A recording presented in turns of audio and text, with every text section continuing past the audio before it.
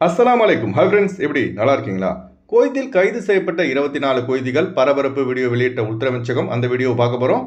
அடுத்து வெளிநாட்டவர்களை குறிவைத்து குவைத் முழுவதும் நடத்தப்படும் அதிரடி செக்கிங், உள்துறை அமைச்சரின் அதிரடி உத்தரவு.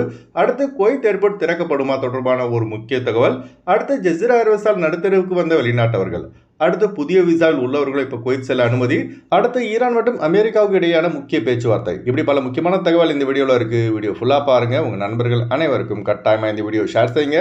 இப்போ வாங்க குவைத்துடைய மிக முக்கியமான நியூஸை பார்ப்போம். ஈரானுக்கும் அமெரிக்காவுக்கும் இடையேயான பேச்சுவார்த்தை நேற்று பாகிஸ்தான் இஸ்லாமாபாத்தில் தொடங்கிய நிலையில் இன்று 2வது நாளாக பேச்சுவார்த்தை நீடிப்பதாக தகவல் வெளியாகியுள்ளது. இந்த பேச்சுவார்த்தையில் கலந்து கொள்ள ஈரானின் வெளியுறவுத்துறை அமைச்சருமான அப்பாஸ் அராக்சி தலைமையிலான குழு மிடாப் 168 என்ற பெயரிட்ட விமானம் மூலம் பாகிஸ்தான் வந்தடைந்தது. அதில் இஸ்ரேல் மற்றும் அமெரிக்க கூட்டுப்படையினர் தாக்குதலில் கொல்லப்பட்ட 160 பள்ளி குழந்தைகளின் புகைப்படம் மற்றும் இரத்தக்கரை படைந்த ஸ்கூல் பேக்குடன் அந்த விமானம் இஸ்லாமாபாத்தில் தரையிறங்கியது உலக மக்களின் கவனத்தை ஈர்த்துள்ளது. இப்போ Kuwait, Saudi Arabia, Qatar, Bahrain, Arab Emirates, Oman ஆகிய நாடுகளில் கடந்த 2 நாட்களாக எந்த ஒரு ஏவுகணை தாக்குதலோ ட்ரோன் தாக்குதலோ ஈரான் தரப்பில் நடத்தப்படவில்லை என பாதுகாப்பு அமைச்சகம் தெரிவித்துள்ளது. இதனால் அரபு நாடுகளில் கடந்த 40 நாட்களாக நீடித்து வந்த பதட்டம் முடிவுக்கு வந்துள்ளதாக உள்துறை அமைச்சகம் தெரிவித்துள்ளது. இப்போ குவைத் மீண்டும் பழைய நிலைமைக்கு திரும்ப அவசர நடவடிக்கைகள் எடுக்கப்பட்டு வருவதாகவும் விரைவில் பாதுகாப்பான சூழல் வளைகுடா நாடுகளில் நிலவும் என எதிர்பார்க்கப்படுகிறது. குவைத், சவுதி அரேபியா போன்ற வளைகுடா நாடுகள் மீது தற்போது 2 வார சீஸ்வரை முன்னிட்டு எந்த ஒரு தாக்குதலும் நடைபெறவில்லை. ஆனால் லெபனான் மற்றும் காசா மீது தொடர்ந்து இஸ்ரேல் ராணுவம் தாக்குதலை நடத்தி கொண்டுதான் இருக்கு. இஸ்லாமாபாத்தில் நடைபெறும் ஈரான் மற்றும் அமெரிக்காவுக்கு இடையான பேச்சுவார்த்தை சக்சஸ் ஆனால் மட்டும்தான் வளைகுடா சண்டை ஒரு முடிவுக்கு வரும். அது வரைக்கும் எது எப்போ நடக்கணும் கேரண்டியா யாராலும் சொல்ல முடியாது. இந்த சூழலில் அதிகம் பாதிக்கப்படுவது வெளிநாட்டவர்கள் தாங்க. அர்ஜென்ட்டா ஊருக்கு போகணும்னு நினைத்தால் முடிய மாட்டுது. நம்ம சப்ஸ்கிரைபர் ஒருத்தர் அவங்க அப்பா இறந்துட்டாரு, ஊருக்கு அவசரமாக போகணும்னா முடியல. காரணம் ஃப்ளைட் இல்லை. அப்படியே எமர்ஜென்சியாக போகணும்னா லட்சக்கணக்கில் ஃப்ளைட் டிக்கெட் இருக்கு. அதுவும் எப்போ கேன்சல் ஆகும்னு தெரியாது. ஜெசிரா ஏர்வேஸ் பார்த்தீங்கன்னா திருச்சி, மதுரை, கோயம்புத்தூர், விஜயவாடா, மங்களூர், கோவா, கண்ணூர், கோழிக்கோட், லக்னோ ஆகிய 9 நகரங்களுக்கு தேவையில்லாமல் ஃப்ளைட் இருக்குன்னு அறிவித்து ஒரே ஒரு ஃப்ளைட்டை டேக் ஆஃப் ஆன பிறகு மற்ற ஃப்ளைட்டை எல்லாம் கேன்சல் பண்ணிட்டான். இதனால் எத்தனை பேர் பாதிக்கப்பட்டாங்க தெரியுமா? நகையை விற்று கடன் வாங்கி ஃப்ளைட் டிக்கெட் போட்டவங்க பணம் அனைத்தும் ஜெசிரா ஏர்வேஸ்காரங்கிட்ட இருக்குது. சரி, பணத்தை ரீஃபண்ட் கேட்டால் மேக்ஸிமம் 30 டேஸில் வந்துடும் மெசேஜ் அனுப்புகிறான். யார் கேட்டது இவனை திருச்சிக்கு மதுரைக்கு ஃப்ளைட் விடுங்கன்னு? இவனுக்கு பணம் சம்பாதிக்க ஃப்ளைட்டை விட்டுட்டு உடனே ஸ்டாப் பண்ணிட்டான். கேட்டால் கச்சா எண்ணெய் விலை உயர்வு, ஏர்போர்ட் டாக்ஸ் கட்டணும், அது இதுன்னு கதை விடுறான். இதனால் ஜெசிராவில் ஃப்ளைட் டிக்கெட் போட்ட ஆயிரக்கணக்கான பாதிக்கப்பட்டிருக்காங்க. இப்போ Kuwait to Chennai, Chennai to Kuwait மட்டும்தான் ஒழுங்காக போயிட்டு இருக்கு. எங்கே அதையும் ஸ்டாப் பண்ணிட்டா குவைத்தே வேணும்னு ஊரோட உட்கார வேண்டியதான் போல.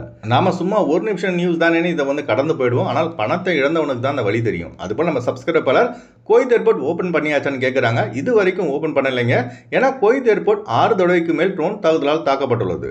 முதல்ல அதை ரெடி செய்யணும். நெக்ஸ்ட் இந்த 2 வார சீஸ்ஃபயருக்கு பிறகு இந்த வளைகுடா சண்டை அலாத்தூல் முடிவுக்கு வரணும்.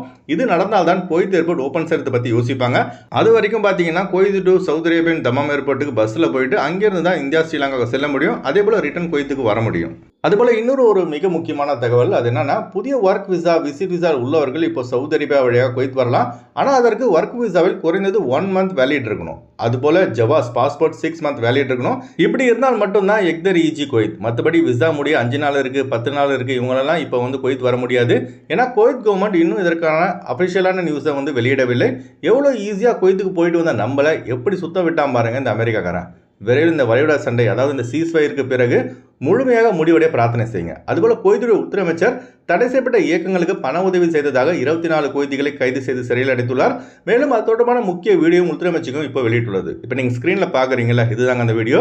இப்போ குவைத் முழுவதும் அரபா ஷெரின்ஸா செக்கிங் தீவிரப்படுத்துமாறு உயரதிகாரிகளுக்கு குவைத்தின் டெப்யூட்டி பிரைம் மினிஸ்டர் மற்றும் உள்துறை அமைச்சருமான ஷேக் ஃபஹத் அல் சபா அவர்கள் அதிரடியான உத்தரவை பிறப்பித்துள்ளார்கள். அதனால் குவைத்தில் உள்ள நம்ம ஆளுங்க குறிப்பாக பார்த்தீங்கன்னா இல்லீகலாக இக்காமா இல்லாமல் வேலை செய்கிறவங்க, இக்காமா இருந்து மொத்த கம்பெனியில் வேலை செய்கிறவங்க, ஹாதிமிஸால வெளியில் ரூம் எடுத்து தங்கியிருக்கவங்க எச்சரிக்கையாக இருங்க. பிடிபட்டால் உடனே கைது செய்து நாடு கடத்தப்படுவீர்கள். அதனால் குவைத்துடைய ரூல்ஸ் அண்ட் ரெகுலேஷனை கரெக்டாக ஃபாலோ செய்யுங்க.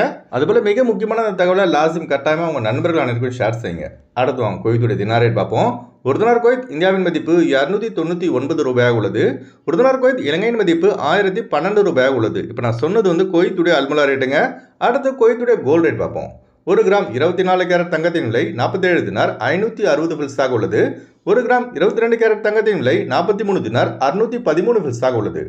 ஓகே ஃப்ரெண்ட்ஸ், இந்த வீடியோ ஷேர் செய்யுங்க. இந்த வீடியோ சம்பந்தமாக நீங்கள் என்ன நினைக்கிறீங்க என்பதை மறக்காம கமெண்ட்ஸில் பதிவு செய்யுங்க. எப்போதும் இணைந்திருப்போம். உங்களின் ஒருவன் ஜியாவுதீன். அஸ்ஸலாமு அலைக்கும்.